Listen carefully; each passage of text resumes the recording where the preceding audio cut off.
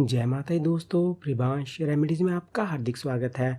आज की इस वीडियो के माध्यम से हम आपको श्री गणेश दमनक चतुर्थी व्रत के विषय में संपूर्ण जानकारी देंगे। गणेश दमनक चतुर्थी व्रत की पूजा विधि कौन सी है, दमनक चतुर्थी व्रत की कथा कौन सी है, यह समस्त जानकारी जानने के लिए हमारे इस वीडियो को अंत तक देखें। और अगर वीडियो अच्छी लगे तो इसे लाइक और शेयर अवश्य कीजिए और जाते जाते कमेंट्स में जय श्री गणेश अवश्य लिखें। 16 अप्रैल 2021 दिन शुक्रवार को श्री गणेश दमनक चतुर्थी का व्रत आ रहा है।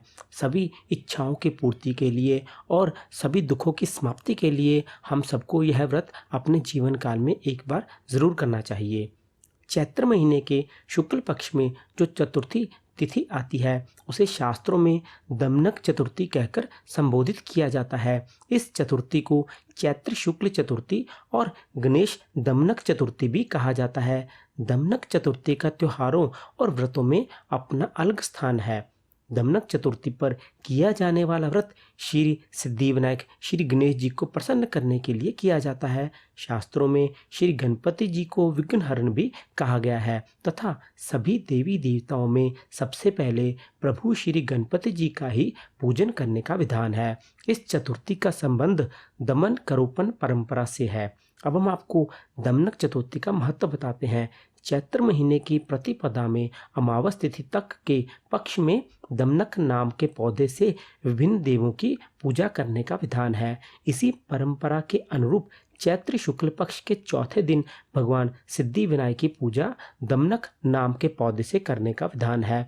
इस दिन व्रत रखकर श्री गणपति जी का सच्चे मन से श्रद्धा भाव से पूजन करने का विधान है। उन्हें लड्डुओं का भोग लगाया जाता है। शास्त्रों के अनुसार अगर इस दिन गणपति जी पर दमनक पौधे के पत्ते से पूजन किया जाए तो जीवन की हर समस्या दूर हो जाती है तथा मनोवांछित फलों की प्राप्ति होती है।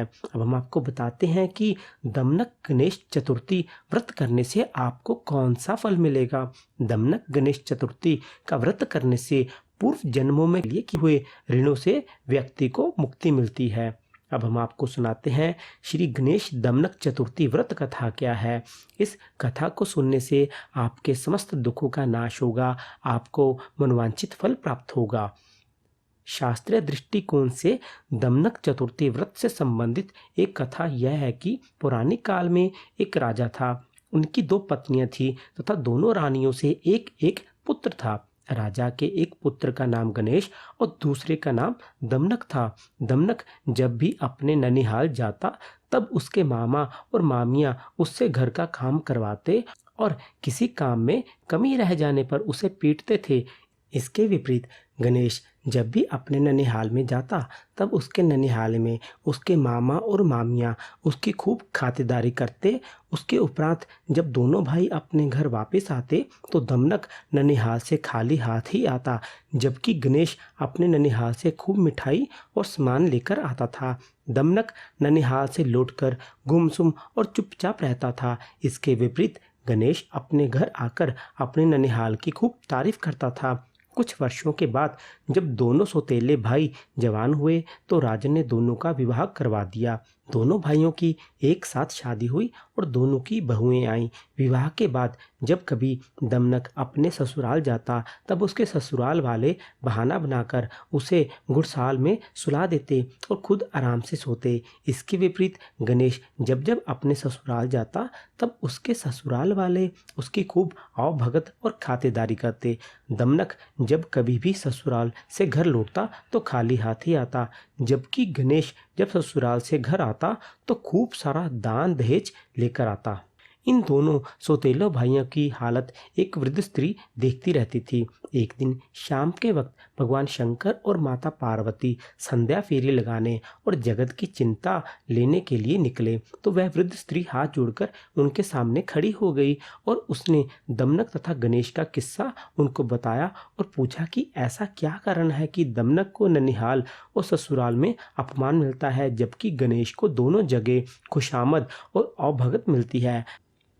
भगवान शंकर तो त्रिकालदर्शी हैं। उन्होंने वृद्ध स्त्री से कहा, गणेश ने तो अपने पूर्व जन्म में जो ननिहाल से मामा और मामी से लिया है उसे वह मामा और मामी की संतान को वापस कर आया था। ससुराल से जो मिला था वह साले और सलज की संतान को वापस कराया था, इसलिए उसकी इस जन्म में भी खूब खुशामद होती है। जबकि दमनक अपने ननिहाल पक्ष से लेकर आता ज़रूर था, लेकिन उनके घर कामकाज होने पर वापस नहीं देने जाता था। और यही बात उसके ससुराल से भी थी। वह ससुराल से लेकर तो खूब आता था, लेकिन उसने कभी उसे वापस नहीं दिया। इसलिए इस जन्म में दमनक को अपमान मिलता है और खुशामद भी नहीं होती है। अब हम आपको इस कथा का महात्म सुनाते हैं।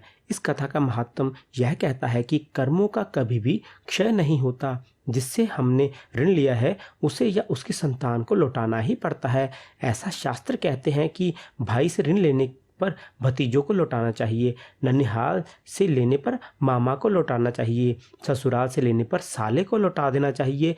जिससे जो भी लिया है उसको लौटा देने पर ही कर्मों के ऋण चुकता होते हैं।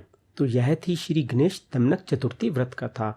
आप सभी भक्तजन 16 अप्रैल 2021 दिन शुक्रवार को श्री गणेश चतुर्थी, जिसे दमनक चतुर्थी भी कहते हैं, यह व्रत अवश्य करें और प्रभु श्री गणेश जी का सच्चे मन से श्रद्धा भाव से उनका स्मरण करें, जिससे कि वह प्रसन्न हो और आपके समस्त मनोकामनाएं अवश्य पूर्ण करें।